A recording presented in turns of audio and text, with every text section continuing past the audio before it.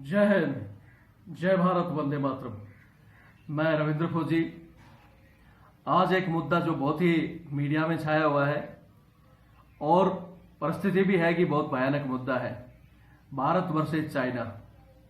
हिंदुस्तान और पाकिस्तान, चाइना की जो आर्मी आमने सामने है।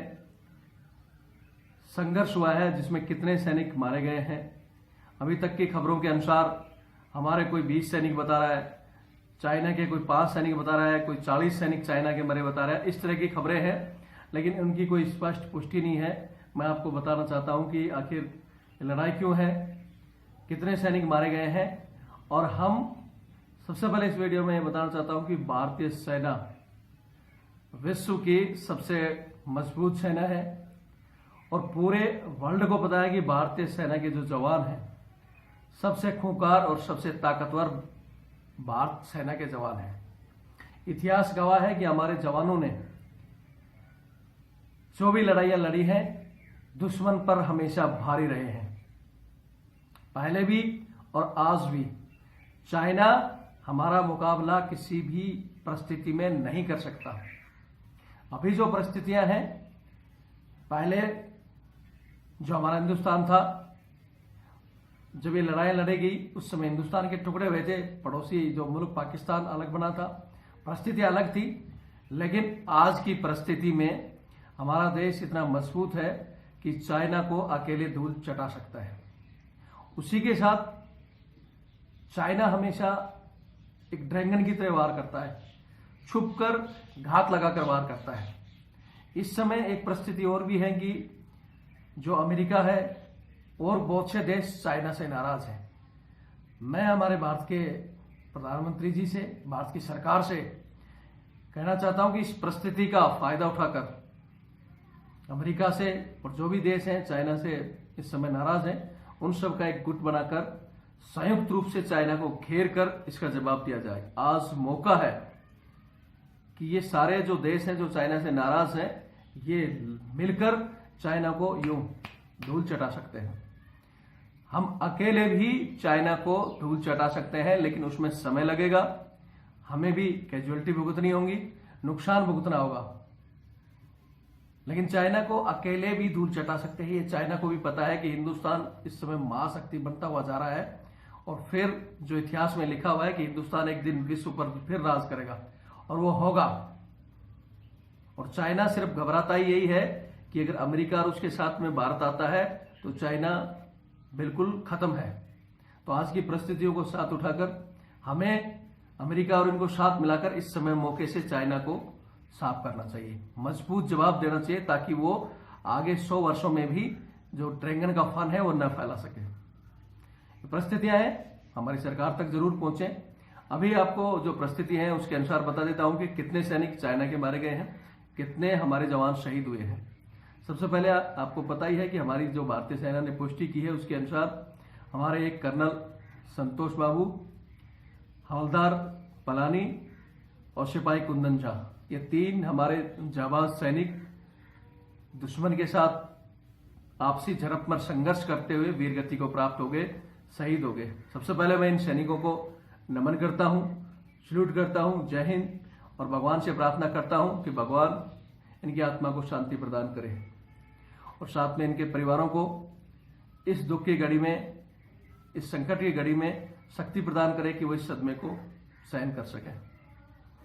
अभी हमारी सेना ने इस तरह की पुष्टि कर दी है।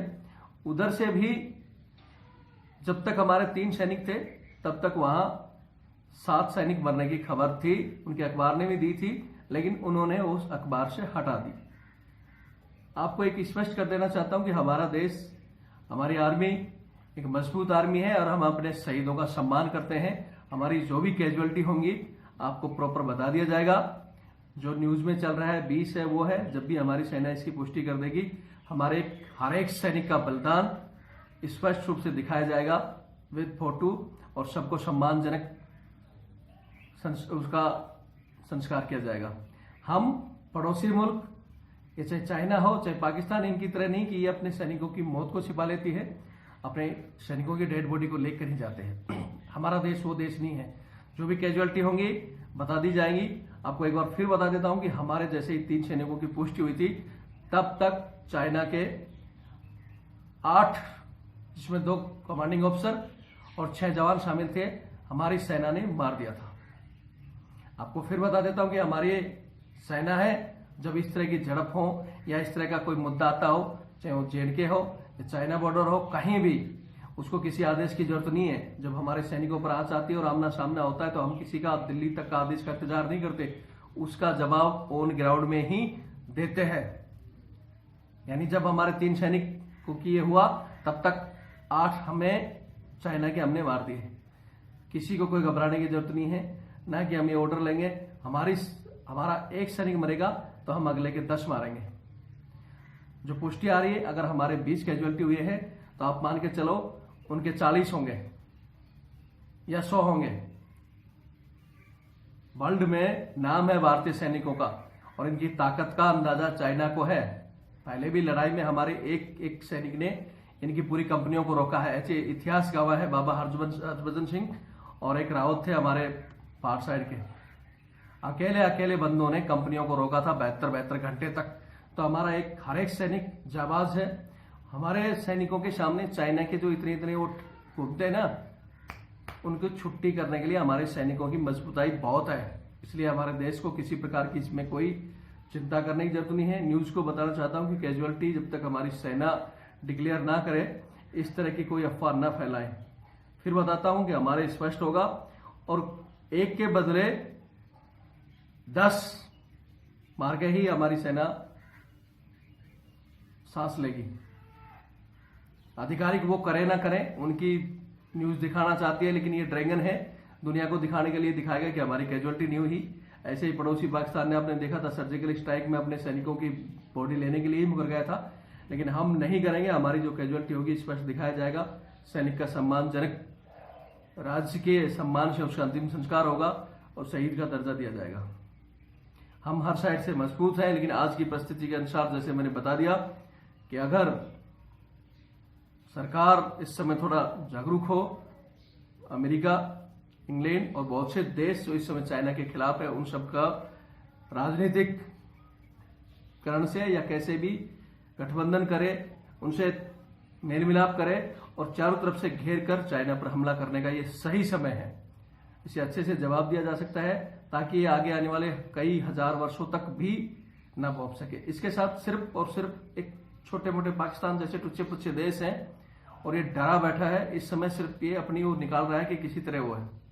दूसरी बात वहां जो आती है कि गोली नहीं चली, फलाना नहीं हुआ अभी तक, ऐसा तो ऐसा नहीं है। जब सैनिक संघर्ष में आपसी भिड़ंत में मरे हों या कैसे भी, तो वो एक जंग का ही उसने किया है। और ये पहला, भारत हमेशा कभी भी ना पहली गोली किसी उस पर करता है, ना किसी के साथ फालतू में कोई ये ऑर्गेनाइजेशन या इस तरह का कोई भी ड्रामा भारत अपनी तरफ से किसी भी पड़ोसी मुल्क पर नहीं करता है। लेकिन भारत की सेना पर या उसके सरजमी पर कोई इस तरह का वो करेगा तो उसको हम ठोस जवाब देंगे, हम और हमारी सरकार। जय हिंद, जय भारत, वंदे मातरम।